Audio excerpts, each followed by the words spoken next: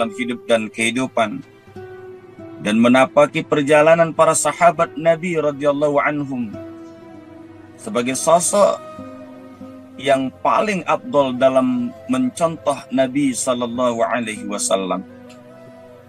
Sebab di dalam kisah akan melahirkan motivasi dan dorongan. Ada cita-cita di dalamnya, ada asa di dalamnya. Sehingga ketika kita berbicara tentang kisah dalam Islam, bukanlah seperti tatkala kita membaca kisah dan sejarah yang lainnya. Sebab Islam memiliki konsep yang begitu jelas dan akan melahirkan sosok yang akan menghadirkan kembali sejarah yang telah berlalu. Sebab bagaimanapun juga, sejarah itu pasti akan mengulangi dirinya kembali. Sebab tidak ada yang berbeda di atas terik matahari. Karena dari semenjak bumi ini dibentangkan oleh Allah Subhanahu wa Ta'ala, maka mataharinya sama seperti matahari yang dahulu dan tidak ada matahari yang lainnya. Hadirin pemirsa Al-Wasliyah Summit Channel yang dimuliakan oleh Allah Subhanahu wa Ta'ala, kali ini kita mencoba untuk menghadirkan sosok tauladan dari salah seorang sahabat yang mulia, masih di dalam konteks peperangan Nabi Sallallahu Alaihi Wasallam. Banyak peperangan Nabi Sallallahu Alaihi Wasallam yang kita telah hadirkan, dan kemudian fase wafatnya Rasulullah Sallallahu Alaihi Wasallam, maka peperangan demi peperangan pun juga terjadi pada masa pemerintahan Khalifah Umar ibn al-Khattab. Dan ada satu peperangan yang besar pada masa itu terjadi, namanya adalah Perang Qadisiyah. Kita tidak berbicara tentang peristiwa perangnya, tapi kita akan berbicara tentang sosok diplomat yang diutus oleh sang panglima perang sebelum meletusnya Perang Qadisiyah. Perang Qadisiyah ini adalah merupakan perang antara kaum muslimin, pasukan muslimin, versus pasukan Persia di bawah kepemimpinan Panglima Rustum. Lagi-lagi, dari segi angka-angka tidaklah seimbang. Pasukan muslimin lebih kurang 120.000 orang. Sementara pasukan Persia 300.000 orang. Dengan kondisi yang tidak seimbang tersebut, bukanlah menjadi sebuah alasan muslimin jatuh kewibawaannya di hadapan musuh. Di dalamnya nanti kita akan dapat melihat betapa banyak kisah-kisah yang begitu sangat luar biasa.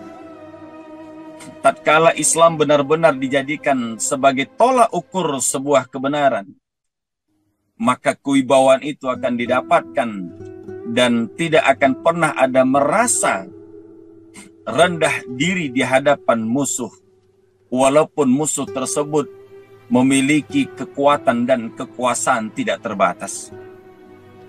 Hadirin pemirsa Al-Wasliyah Summit Channel yang dimuliakan oleh Allah Subhanahu wa Ta'ala,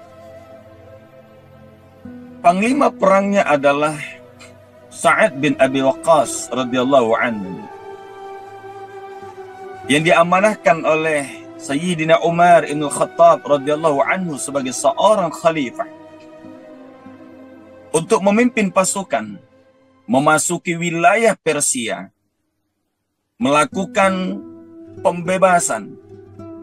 Dan disinilah nanti, sebab kita masih berada dalam suasana memperingati hari ulang tahun kemerdekaan Republik Indonesia yang ke-77, sebuah semangat mesti kita hadirkan, sebab sebuah kelahiran di dalamnya ada motivasi, di dalamnya ada asa, ada harapan, di dalamnya ada cita-cita.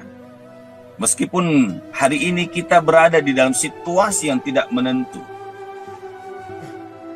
di dalam suasana kebatinan yang sangat sedih dan miris, melihat daripada penegakan hukum yang ada di Republik kita ini, melihat betapa carut marutnya tata kelola keuangan negara, dan betapa lagi mirisnya kita dengan akan dinaikkannya bahan bakar minyak, dicabutnya subsidi, dengan narasi-narasi yang dinilai oleh para ahli penuh dengan muatan kebohongan demi kebohongan.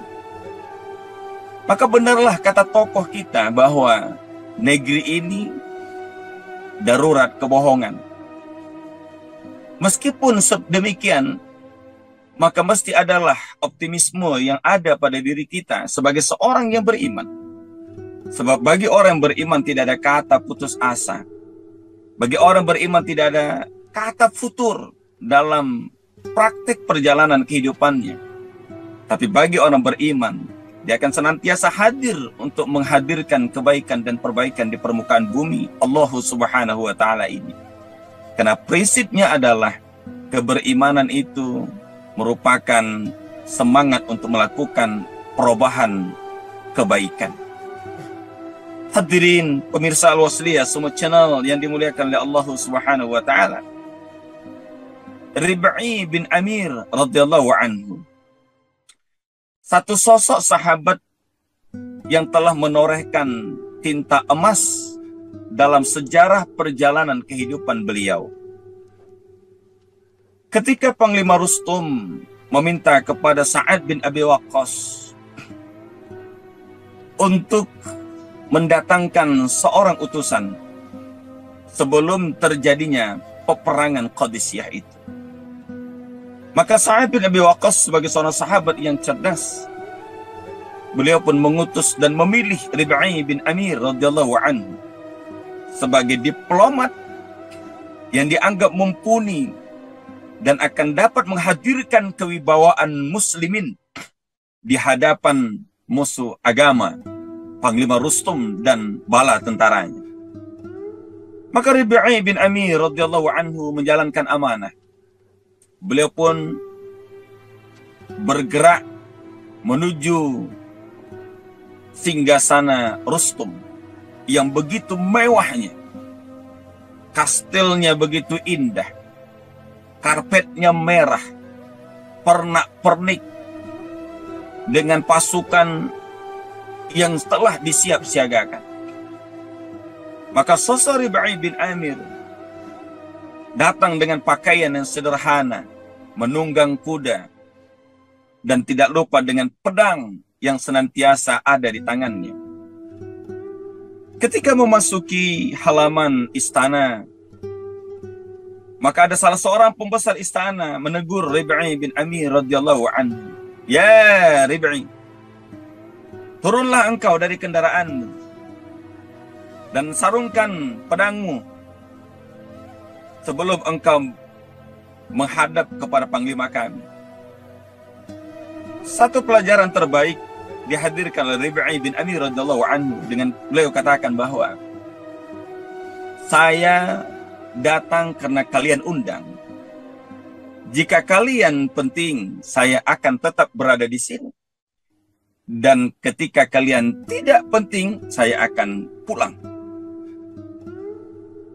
Bayangkan teguran yang disampaikan oleh salah seorang pembesar istana Panglima Rustum dijawab dengan gamblang oleh Rib'i bin Amir. Kalian yang penting, bukan saya.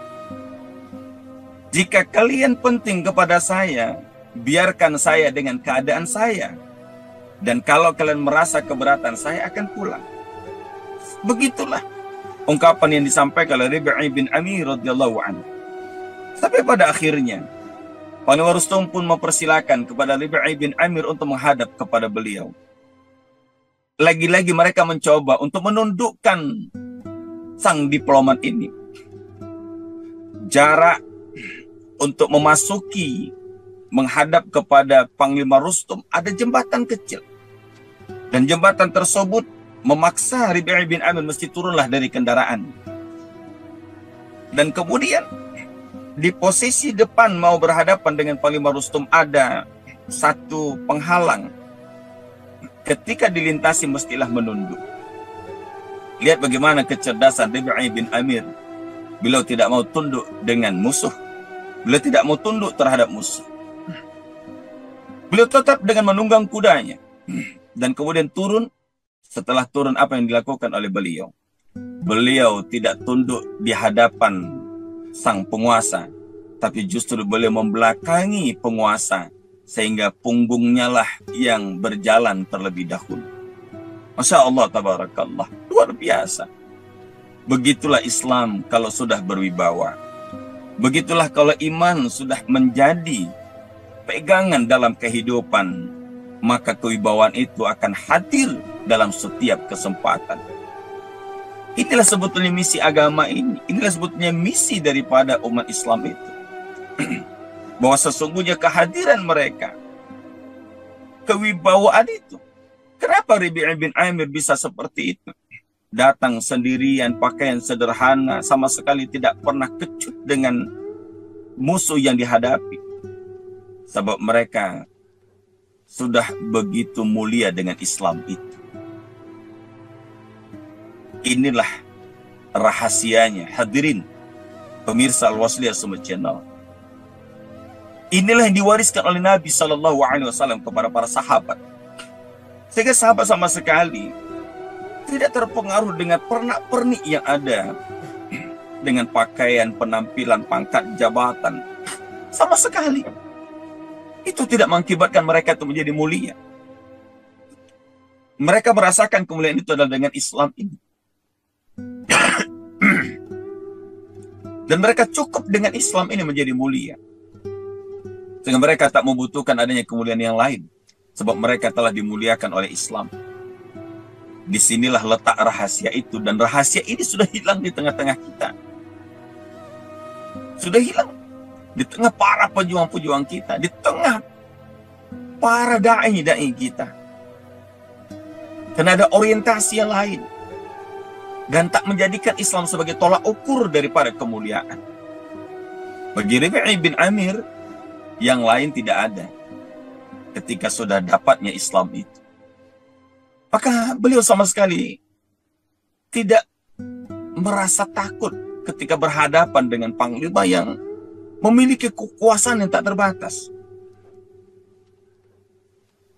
Sehingga narasi-narasi yang disampaikan oleh beliau pun, kalimat-kalimat itu dari lisan beliau, semuanya kalimat-kalimat yang dibimbing oleh wahyu.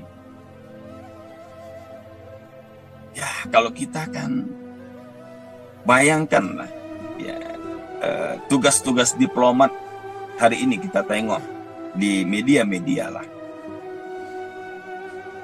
Betapa ketika umpamanya seorang kepala negara datang ke satu negara menjadi tamu negara, akan tetapi tidak disambut dengan protokoler kenegaraan.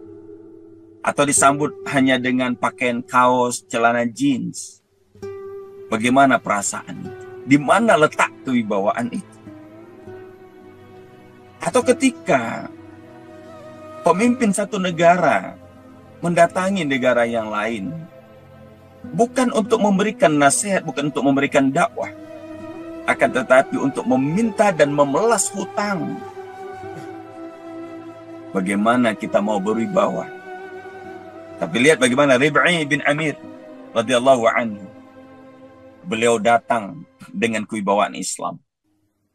Beliau tak memiliki kedudukan apa-apa. Sampai-sampai Panglima Rustum katakan, apakah kau pembesar? Bukan, saya bukan pembesar. Saya seorang utusan. Wahai Rib'i bin Amir, aku mau bertanya kepada kalian satu hal. Apa pertanyaan? Apa yang mendorong kalian untuk datang ke negeri kami? Ini pertanyaan besar daripada Panglima Rustum. Apa tujuan kalian datang ke negeri kami? Disinilah jawaban yang sangat begitu cerdas daripada Rib'i bin Amir, yang dapat kita jadikan sebagai pelajaran yang begitu baik dalam hidup dan kehidupan kita ini, para pemirsa yang dimuliakan oleh Allah Subhanahu wa taala. Apa kata Rabi' bin Amir? Allah mengutus kami untuk membebaskan yang dikehendaki oleh Allah Subhanahu wa taala. Membebaskan manusia dari penghambaan kepada sesama manusia menuju kepada penghambaan hanya kepada Allah Subhanahu wa taala semata. Satu poin. Yang kedua, membebaskan manusia dari sempitnya dunia menuju luasnya akhirat. Yang ketiga, membebaskan manusia dari kezaliman agama-agama menuju keadilan Islam. Pemirsa, ini sangat menarik. Jawaban Rabi' bin Amir ini sangat menarik sekali. Dan dalam konteks kemerdekaan, inilah sebenarnya kemerdekaan hakiki itu. Islam tidak mengenal istilah penjajahan, bahkan Islam anti terhadap penjajahan. Maka Islam menghadirkan istilah pembebasan. Kami diutus oleh Allah untuk membebaskan manusia yang dikehendaki oleh Allah Subhanahu wa taala. Dari apa manusia itu dibebaskan? Inilah misi dakwahnya. Yang pertama, membebaskan manusia dari menghambakan dirinya kepada sesama manusia menuju penghambaannya kepada Allah Subhanahu wa taala semata. Lihat hakikat sebuah kemerdekaan. Merdeka itu hakikatnya adalah ketaatan secara totalitas kepada Allah Subhanahu wa taala. Itu baru kita akan hadir. Ketaatan secara totalitas kepada Allah Subhanahu wa taala maknanya adalah bahwa kemenangan itu mutlak Allah yang berikan kepada kita. Maka kemenangan yang diberikan oleh Allah Subhanahu wa taala itu tujuannya tidak lain adalah membebaskan kita daripada ikatan-ikatan Rabbaniyah kepada Tuhan-Tuhan yang lain. Hamba tidak boleh menghambakan diri kepada hamba. Seorang hamba mesti menghambakan diri kepada Sang Khalik, kepada Allah Subhanahu wa taala. Maka inilah misi Islam itu. Inilah misi agama. Misi di mana setiap orang memiliki hak yang sama untuk mendapatkan pembebasan menjadi orang yang beriman kepada Allah Subhanahu wa taala. Sehingga setiap waktu, setiap tempat, dimanapun juga, ketika ada manusianya, maka wajib bagi Islam untuk mendakwahinya. Itu jawaban yang begitu cerdas. Hakikat kemerdekaan. Membebaskan manusia dari penghambaan kepada sesama manusia menuju penghambaan hanya kepada Allah Subhanahu wa taala. Intinya adalah ketaatan. Selagi kita tidak mampu membebaskan diri kita dari ikatan-ikatan yang lain, maka yakin dan percayalah, sesungguhnya kita belum berada dalam situasi merdeka itu. Yang kedua, membebaskan manusia dari sempitnya dunia menuju lapangnya akhirat. Islam memandang bahwa dunia itu penting. Akan tetapi, pentingnya dunia itu merupakan satu sarana untuk mendapatkan keabadian di akhirat. Dalam pandangan muslimin, dunia itu begitu sempit.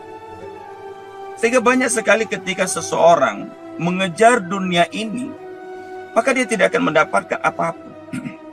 Maka sahabat sudah selesai dalam perkara dunia ini. Bukan mereka pemalas, bukan mereka itu tidak berada di atas dunia. Islam memandang dunia begitu penting. Bahkan ketika di saat kita sudah wafat pun, apa yang paling dirindukan oleh orang yang berada di alam barzakh? Mereka rindu untuk dihidupkan kembali. Untuk apa?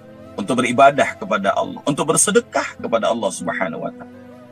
Nah, makanya Islam hadir untuk membebaskan manusia daripada sempitnya dunia ini. Dunia ini sempit, hadirin. Coba bayangkan tatkala kita melihat hari ini, sangkingkan begitu sempitnya dunia ini, semua orang menatap kepada dunia, maka yang lahir adalah apa? Ingin menguasai dunia dengan pangkat, jabatan, hartanya, sehingga menghalalkan segala cara, menghilangkan nyawa, merekayasa peristiwa, semua dia akan dilakukan. Hanya apa? Hanya untuk mendapatkan dunia yang setetes ini. Maka sahabat sama sekali tidak terjebak dalam kehidupan dunia. Tapi justru dunia itulah yang mendatangi mereka. Mereka tak kejar dunia, tapi justru dunia meminta supaya dunia dibawa oleh mereka. Maka itu misi Islam, membebaskan manusia dari sempitnya dunia menuju lapangnya akhirat. Yang ketiga, membebaskan manusia dari kezaliman agama-agama menuju keadilan Islam. Ini misi yang dibawa oleh agama. Ini misi yang dibawa oleh Islam. Bahwa sesungguhnya keadilan itu ada dalam Islam. Artinya apa? Ketika manusia merasakan kezaliman dengan hadirnya agama-agama sebelum Islam, tidak ada keadilan, justru menimbulkan resah. Maka Islam hadir untuk membawa keadilan, untuk melayani, untuk memberikan kebaikan demi kebaikan. Maka keadilan Islam itulah yang merupakan misi yang dibawa. Kenapa muslimin mesti bergerak melakukan pembebasan di negeri-negeri yang belum dibebaskan tersebut. Maka tiga jawaban ini ditampung secara keseluruhan oleh Panglima Rustum, sehingga Panglima Rustum katakan bahwa kalau begitu berikan waktu kepada kami untuk memutuskan. Lihat, lagi-lagi keguguran Rabi'ah bin Amir. Rasul mengajarkan kepada kami cukup 3 hari. Jika dalam 3 hari ente tidak memberikan keputusan, pilihannya ada 3. Yang pertama, ente masuk ke dalam Islam. Luar biasa Rabi'ah bin Amir. Dia dapat penguasa. Kau masuk ke dalam Islam. Kalau yang kau tak mau masuk ke dalam Islam, kau bayar jizyah ke Madinah. Dan jika kau tak mau bayar jizyah di Madinah, ayo kita perang. Lihat bagaimana kewibawaan muslimin itu. Bayangkan sosok Rabi'ah bin Amir sendirian datang bertemu dengan Panglima Rustum. Memberikan somasi kepada sang panglima. Di hadapan bala tentaranya. Betapa jatuhnya wibawa panglima. Ente ini diberikan waktu 3 hari. Kalau dalam waktu 3 hari ini engkau tidak memutuskan masuk Islam atau tidak, sebab ketika kami mau masuk dalam dakwah ini engkau halangi, maka yang kedua kau akan bayar jizyah. Dan tatkala engkau tidak bayar jizyah ke Madinah, maka kita akan berperang. Maka Rabi'ah bin Amir pun dengan gagah perkasa dan kewibawaannya telah menjatuhkan mental sang panglima yang sangat ditakuti tersebut. Masya Allah, tabarakallah. Hadirin pemirsa Al-Wasliyah semua channel yang dimuliakan oleh Allah Subhanahu wa Ta'ala. Ini kan tauladan. Inilah diplomat muslimin itu. Inilah sebetulnya konsep diplomasi di dalam Islam.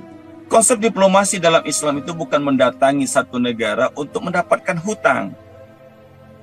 Tapi konsep diplomasi dalam Islam itu adalah menghadirkan kebaikan, mengajak mereka ke jalan Allah Subhanahu wa Ta'ala. Dan menghadirkan kewibawaan Islam. Dan segala tolak ukur itu kebenarannya adalah dalam Islam. Maka kita sangat merindukan sosok diplomat seperti Rabi'ah bin Amir radhiyallahu anhu yang begitu berwibawa di hadapan orang.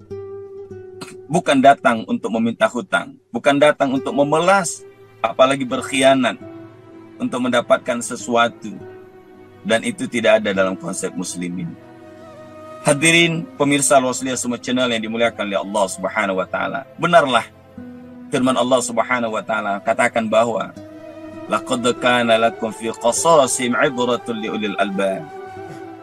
Sungguh telah ada ketauladanan, ada ibrah dalam setiap peristiwa. Siapa yang bisa mendapatkan ibrah tersebut adalah kaum ulul albab. Mari wasliyin kita menjadi ulul albab, menjadi kaum yang terpelajar, kaum yang senantiasa dapat berpikir bahwa setiap fase perjalanan zaman ini, mari kita jadikan Islam sebagai tolak ukur kebenaran. Percaya diri terhadap muslimin. Masa kita sebagai seorang muslim tak percaya diri dengan keislaman kita? Bahkan kita mengambil dan mengadopsi konsep-konsep yang tak jelas juntrungannya. Sementara banyak kisah tauladan yang mesti yang memberikan inspirasi kepada kita, sehingga pada akhirnya semangat untuk memerdekakan diri kita dari penghambaan kepada sesama hamba menuju penghambaan hanya kepada Allah Subhanahu wa taala. Ini insya Allah akan mudah kita dapatkan. Semoga kajian duha kali ini dapat memberikan inspirasi bagi kita semua untuk bersemangat meneruskan jalan dakwah Nabi Sallallahu Alaihi Wasallam lewat wasliyah kita jadikan sebagai wadahnya. Al-Jam'iyatul Wasliyah sudah memberikan kontribusi yang begitu besar bagi negeri ini. Maka kewajiban kita adalah merawat apa yang sudah dihasilkan oleh para pendahulu kita, dihasilkan oleh para pendiri, dan jangan menjadi pengkhianat di dalamnya. Sebab sebagai seorang pengkhianat dimanapun pasti dia tidak akan bisa diterima. Negeri ini butuh kita. Maka kita mesti menghadirkan kebaikan dan kebenaran. Karena konsep amar ma'ruf nahi mungkar, kebatilan itu tidak akan hilang apabila kebenaran tidak kita hadirkan. Maka lewat Al-Jam'iyatul Wasliyah, kita mencoba untuk menghadirkan kebaikan demi kebaikan dengan channel-channel dakwah kita. Membongkar kebobrokan-kebobrokan yang ada dan memperbaiki kondisi-kondisi yang tak baik. Yakin dan percayalah, semangat kita untuk melakukan perubahan mungkin hari ini tidak dapat kita rasakan. Sebab Allah sudah memberikan janji-janjinya dan Allah tidak akan pernah ingkar terhadap janjinya. Dan balasan Allah begitu indah. Terbukalah tabir yang selama ini kita tidak ketahui. Dan untuk itu, mari sama-sama kita mencoba kembali untuk mereduksi kehidupan kita dan menjadikan Islam sebagai tolak ukur, sebagai timbangan, sebagai mizan dalam kebenaran dan kebaikan dan keburukan. Semoga Allah Subhanahu wa taala meridhoi ikhtiar dakwah kita. Kita sampaikan salam dan salawat kepada Nabi. Kita sampaikan doa-doa kita kepada para pendiri Al-Jam'iyatul Wasliyah, dan kita doakan pula kepada pemimpin dan pengurus-pengurus Al-Wasliyah hari ini diberikan kekuatan, diberikan keistiqomahan, diberikan kesabaran untuk tetap istiqomah dalam jalan dakwah, di jalan dakwah Allah Subhanahu wa taala ini. Nasrun minallah wa fathun qarib wa basyiril mu'minin. Wassalamualaikum warahmatullahi wabarakatuh.